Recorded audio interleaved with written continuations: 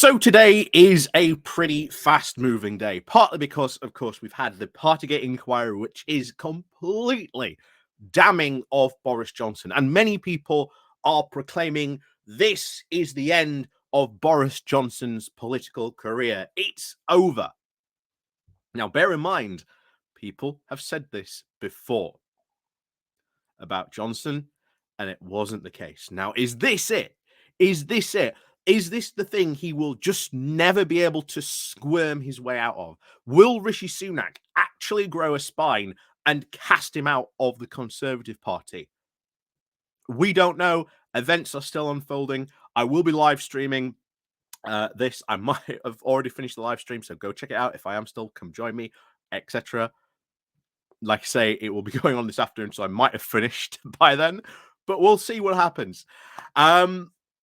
But today I want to ask a very serious question. I think this goes really to the heart of the Green Party. And that is really not only how will the Greens do without Caroline Lucas, but can the Greens hold on to Brighton Pavilion, which is her constituency. That's the word I'm looking for. And will her successor be able to hold on to it? And I think this really is a very, very urgent question the Greens need to be asking, because losing Caroline Lucas, one of their longest and only serving Green MPs, is going to be a massive hit. And there's no way you can deny it's not going to be a hit.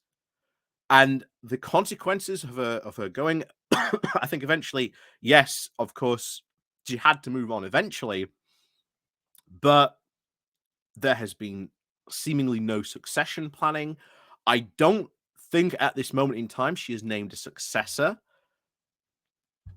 But we'll see what happens. We will see what happens. But before we do go getting into all that stuff, please do remember to click on the like, share, and subscribe button. And of course, down below, there are links to my Patreon page and a one-off link called Buy Me Coffee, where you can all buy me coffee. There is, of course, the YouTube thank you button, and of course, the Pony Club down below as well, where yesterday we went over Nadine Dorris's little sob story in the Daily Mail. I'm sure you enjoyed all that very much. So, like I say, if you are part of the Pony Club or you're part of the Patreon, like I say, you do get access to all those videos. So, the Greens. They've been around for an incredibly long time now. And Caroline Lucas, especially, since what? I want to say 2010, I think, was when she first entered Parliament. And let's not underestimate that. That was a big moment for the Green Party, getting their first MP. And Caroline Lucas has done a lot of good for the Green Party, you know, being sort of the household name, pushing, advocating for the Green Party, for green policies. She's done a fair good job in a time in Parliament. There's no taking that away from her. The problem then becomes, and it was always going to be a problem, you cannot escape that, of when she went, either she would lose an election or as just as happened, she's, stepped down. Who takes her place? Because she is a household name. And whoever steps into her shoes has better have some very big feet, because she is leaving a massive imprint. A massive imprint. Now, she does leave her constituency with a majority, I think, of about 20,000. Now, that's a pretty good majority. But bear in mind, that's her majority, not her successors.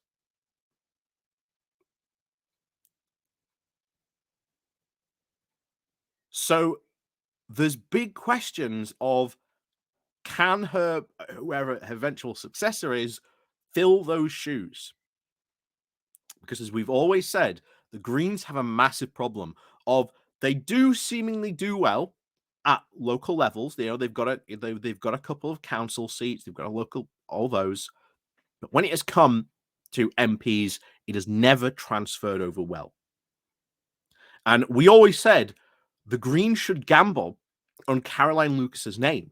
Caroline Lucas should stand in another seat close to Brighton Pavilion where they could win and use her name recognition to try and win her a seat while someone else stands in her seat, another Green party. So that would mean essentially you could get 2 Green MEPs. Now, of course, she's gone. So you can't even do that anymore. So that, again, a big advantage to the Greens is gone. So it really remains to be seen what is going to happen to the future of Brighton Pavilion. Will it remain green? Yes, she leaves a big majority, but how much of that is her majority? If it's not her name on the ballot, will the people of Brighton Pavilion continue to vote green? That is a question I think the Greens need to be worried about. Like I say, we'll find out. Probably, I think she's standing down. I think at the next coming up general election, so we'll find out. Ultimately, she will obviously campaign whoever sort of is to replace her in that seat. But we'll see what happens. We'll see what happens. But this, I'm not going to lie, is a massive loss for the Greens. You know, Caroline Lucas, as we said, household name. If you said, "Do you know someone who is in the Green Party?" Ultimately, the response would be, "Oh, Caroline Lucas," because that's how well known she is. So it's a bit of a sad loss. Obviously, I'm not a Green Party member, but even I know that her leaving Parliament is going to be a bit of a big loss, especially for Green policy. Big advocate for that type of stuff. A lot of progressive policies as well. She's done a lot of good stuff in her time in Parliament. That's for sure. And again, been a big advocate for a lot of environmental policies. So, you know, she will be missed, I think, by people outside of the Green Party as well. But as for what happens to the future of Brighton Pavilion, we'll see. Will it remain green? Will it go a different color? Who knows? That remains to be seen. But it all depends on her successor because they have massive, massive shoes to fill. So, as always, thank you very much for watching. And of course, please do remember to click on the like, share, and subscribe button. And of course, down below, there are links to my Patreon page and one notification link called Buy Me Coffee, where you can all buy me coffee. And of course, as always, thank you very much for watching, and I'll see you all next time.